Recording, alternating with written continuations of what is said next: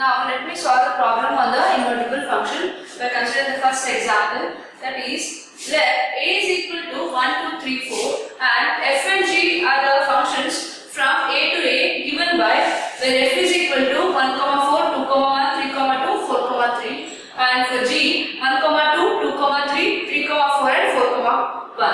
So we need to prove that f and g are inverses of each other. Using the invertible function concept, we can define the composition of these g and f or f and g. We need to prove for all the elements which are present in f and g. So by considering that g composition f of 1, I have taken this first element. So g composition f of 1 is equal to g of f of 1 is what?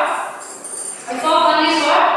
4. So that becomes g of 4. So what is g of 4? It's 1. So that is nothing but it's g of 4 is 1. So this is nothing but the identity function on A. So similarly you find for the g composition f of 2. So that becomes what?